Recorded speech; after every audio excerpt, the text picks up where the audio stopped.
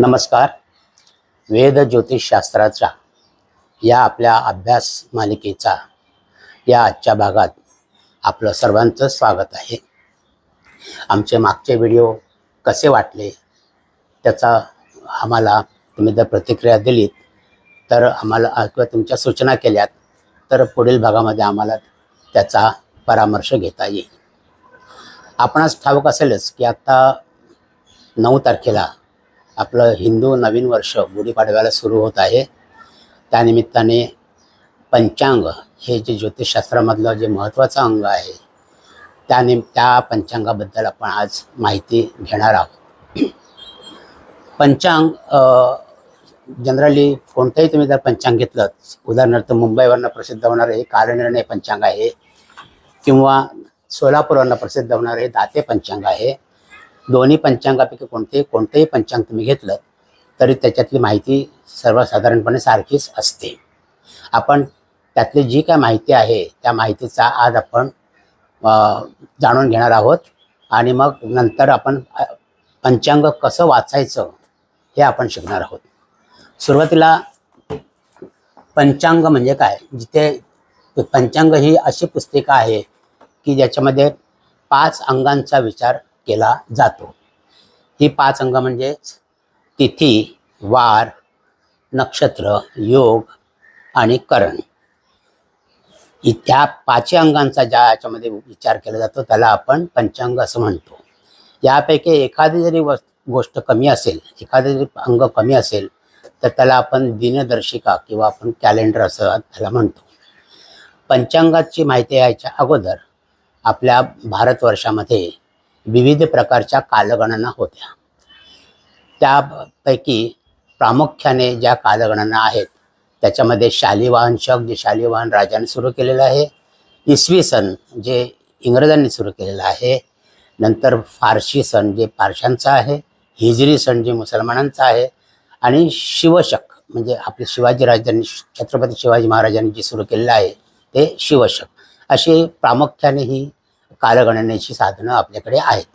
त्यापैकी आत्ता आपण जास्त वापरत असलेलं म्हणजे इसवी सन आणि आपलं हिंदू धर्माचं जे कालगणना आहे ते आपण शालिवाहन शकावरनं करतो. आपल्या उत्तरेकडे किंवा राजस्थान भागामध्ये विक्रम संवतसुद्धा सुरू आहे. विक्रम संवतसुद्धा मानलं जातं. ते दिवाळीच्या पाडव्याला सुरू होतं. हे आपलं शालिवाहन शक जे आहे ते चैत्र पाडव्याला सुरू होतं, चैत्र प्रतिपदेला सुरू होतं.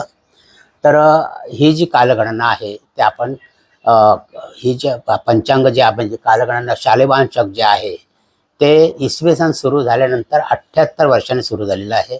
म्हणून इसवी सनामध्ये आणि शालिवाहन शकामध्ये 78 वर्षाचा फरक आहे. आत्ता जे नवीन शालिवाहन शक सुरू होणार आहे म्हणजे 1945 शालिवाहन शक संपून आता 1946चं शालिवाहन शक सुरू होणार आहे. प्रत्येक शकाला म्हणजे जे संवत्सर म्हणतात त्याला असे 60 संवत्सर आहेत आपल्याकडे. ती एकामागोमाग एक येत राहतात परत परत. तर प्रत्येक संवत्सराचं नाव त्या वर्षाला आपण दिलेलं असतं. तर शालिवाहन शक 1945 जे आत्ता सुरू होतं आपलं त्याला शोभन नाम संवत्सर असं होतं. आणि आता जे पुढे येणार आहे म्हणजे 9 एप्रिलपासून जे सुरू होणार आहे चैत्र गुढीपाडवाल्या त्याचं नाव असणार आहे क्रोधी नाम संवत्सर. हे तुम्हाला पंचांगामध्ये त्याची माहिती सगळी सुरुवातीला दिलेली आहे. आता पंचांगाचे 5 अंग म्हणजे काय त्याचा आपण थोडक्यात विचार करणार आहोत. ते 5 अंग म्हणजे तिथी, वार, नक्षत्र, योग आणि करण. आता ह्याच्याबद्दल माहिती तिथी जर घेतली तर तिथी जी आहे ती रवी आणि चंद्राच्या भ्रमणांवरती अवलंबून, यांच्या गतीवरती अवलंबून आहे. तिथीची व्याख्या अशी की चंद्र ज्यावेळी रवीच्या पुढे 12 अंश जातो त्यावेळी एक तिथी पूर्ण होते. चंद्र ज्या वेळेला रवीच्या पुढे 12 अंश जातो त्यावेळी एक तिथी पूर्ण होते अशी तिथीची व्याख्या आहे. ही 12 अंश जाण्याची जी वेळ आहे ती पंचांगामध्ये दिलेली असते. 12 अंश केव्हा पूर्ण होतील ती वेळ आपल्याला पंचांगामध्ये दिली, ते आपण बघू कशी दिलेली असते ती पंचांग वाचनाच्या वेळेला. तर तिथीची व्याख्या ही आहे की रवीच्या पुढे चंद्र ज्या वेळेला 12 अंश जातो त्यावेळेला तिथी होते. आता तुम्ही कल्पना करा की ज्या वेळेला रवी आणि चंद्र एकत्र असतात त्यावेळेला अमावास्या असते. मग अमावास्यानंतर चंद्र आपापल्या गतीने पुढे जात असतो आणि रवीसुद्धा आपापल्या गतीने पुढे जात असतो. तर त्यावेळेला 12 अंशाचा ज्यावेळेला दोघांमध्ये फरक पडेल तेव्हा एक तिथी पूर्ण होते. हे अंतर 24 अंश होईल त्यावेळेला 2 तिथी पूर्ण होतात. असं करत करत ज्यावेळेला 180 अंश पूर्ण होतात त्यावेळेला आपण म्हणतो की पौर्णिमा, 15 तिथी पूर्ण झाली त्याला पौर्णिमा आपण म्हणतो. आणि ह्या ज्या तिथी आहेत त्या तिथींची नावं सारखीच आहेत, प्रतिपदेपासून चतुर्दशीपर्यंत सारखीच आहेत. फक्त शुक्ल पहिल्या ज्या 15 तिथी आहेत त्यांना शुक्ल पक्ष म्हणतो आपण, आणि दुसऱ्या 15 तिथी आहेत त्यांना कृष्ण पक्ष आपण म्हणतो. तर शुक्ल पक्षातली 15वी तिथी आहे त्याला आपण पौर्णिमा म्हणतो, आणि कृष्ण पक्षातली 15वी तिथी आहे तिला आपण अमावास्या म्हणतो. तर तिथीबद्दलची एवढी माहिती घेतल्यानंतर आपण आता वाराकडे येऊया. की वार, आपल्याकडे जे वार आहेत ते उदयात उदयम वार अशी त्याची व्याख्या आहे. उदयात उदयम वारम म्हणजे एका सूर्योदयापासून दुसऱ्या सूर्योदयापर्यंत जो कालखंड असतो त्याला आपण वार म्हणतो.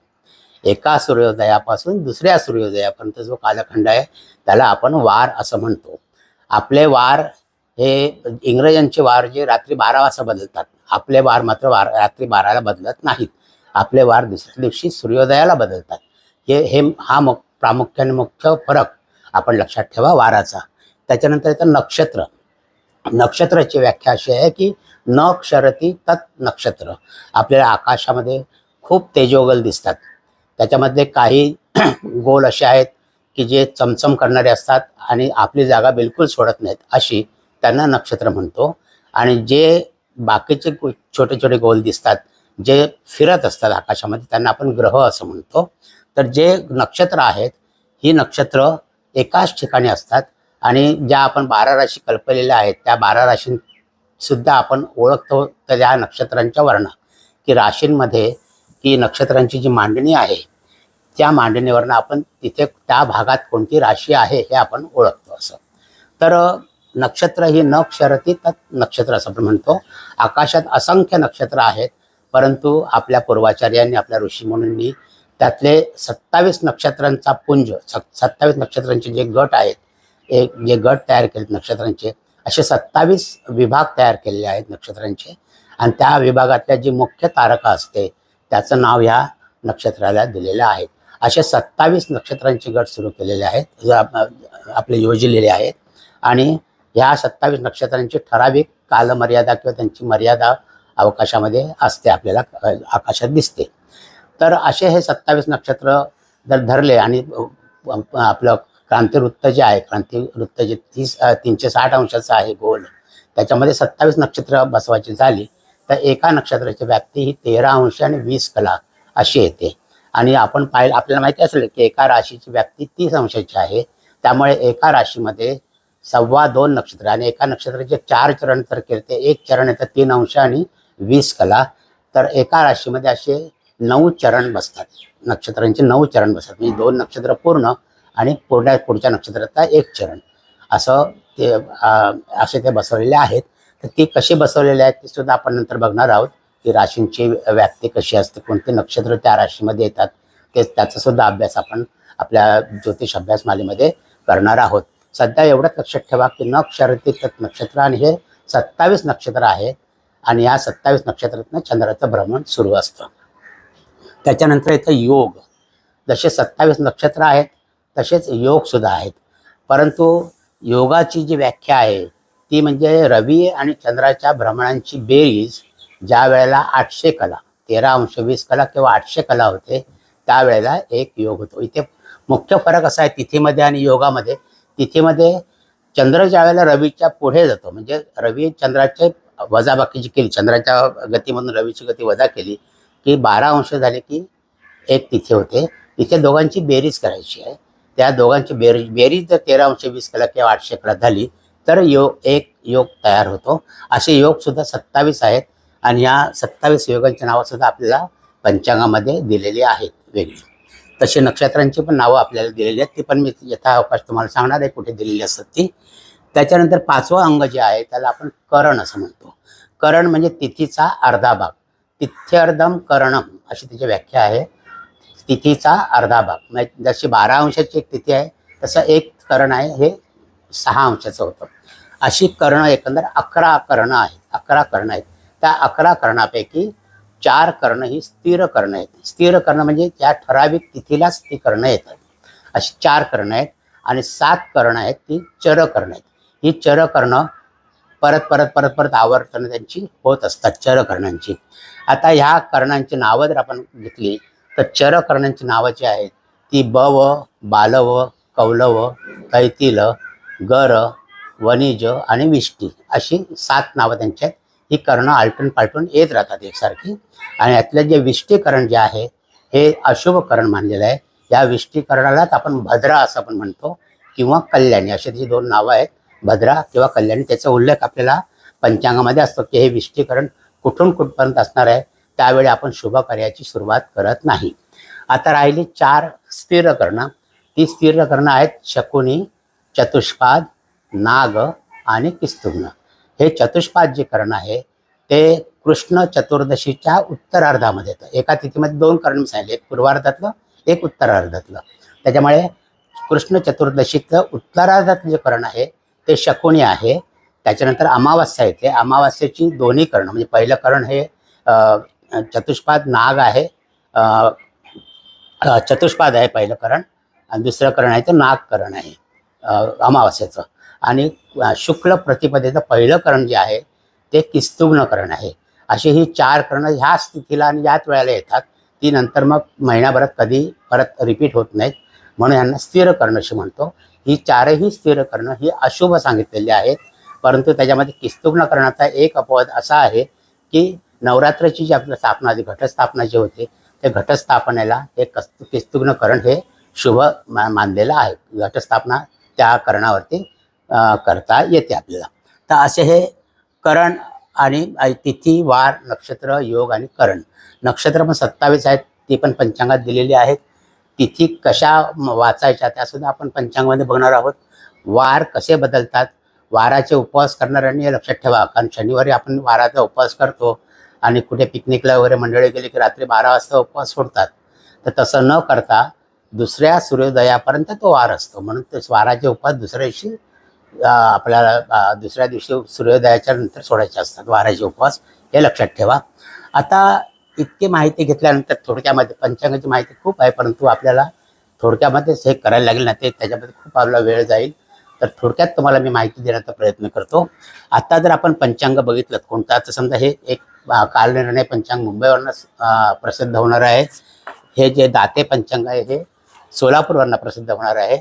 दोन्ही पंचांग सारखेच असतात. आता जी पंचांग आहेत या पंचांगामध्ये सुरुवातीची बरीच माहिती सुरुवातीच्या पानांमध्ये दिलेली असते. तर ती तुम्हाला पंचांगामध्ये वाचून सुद्धा कळेल. त्याच्यामध्ये महत्त्वाच्या घडामोडी, महत्त्वाच्या बातम्या अशा आहेत की त्याच्यामध्ये तुम्हाला वास्तूचे, विवाहाचे, उपनयनाचे म्हणजे मुंजीचे मुहूर्त दिलेले आहेत. आणि ते मुंजीचे मुहूर्तसुद्धा आपल्या वेगवेगळ्या जिल्ह्यांचे किंवा वेगवेगळ्या शहरांचे त्याच्यात दिलेले आहेत. प्रत्येक शहरात किती वाजताचा मुहूर्त आहे हे सुद्धा उल्लेख पंचांगामध्ये केलेला असतो. तर ते तुम्हाला वाचून तुम्हाला कळतील त्याच्यामध्ये.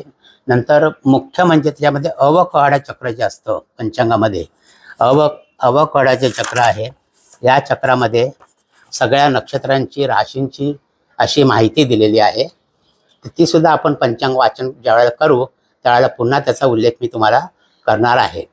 तर ही जी माहिती आहे ही माहिती मात्र फारच ज्योतिषाचा अभ्यास करणाऱ्याला ही माहिती फारच उपयोगी पडणार आहे. आणि ह्याचा त्यांनी चांगला अभ्यास करायला हवं, तरच त्यांना ज्योतिषशास्त्रामध्ये गती प्राप्त होईल. तर ही जी नक्षत्र, राशीमध्ये कोणते नक्षत्र येतात, प्रत्येक नक्षत्राचं चरणाक्षर कोणतं आहे, प्रत्येक चरणाला एक अक्षर दिलं आहे, आद्याक्षर दिलेलं आहे, ही सगळी माहिती अवकहडा चक्रामध्ये आहे. ती माहिती आपण ज्यावेळेला पंचांगाचं प्रत्यक्षात वाचन करू त्यावेळेला तुम्हाला मी ते परत त्याचा उल्लेख करणार आहे. ही माहिती तुम्हाला तुमच्याकडे ज्यावेळेला बालकाचा जन्म होतो त्यावेळेला विचारायला येतात की बाळाचं नाव काय ठेवायचं. त्यावेळेला बालकाच्या जन्माच्या वेळी जे नक्षत्र असेल ते नक्षत्र कोणतं आहे, त्या नक्षत्राचा कोणता चरण आहे, त्या चरणाचा आद्याक्षर कोणता आहे, त्या आद्याक्षरावरून आपण बालकाचं नाव सुचवतो ठेवण्याकरता.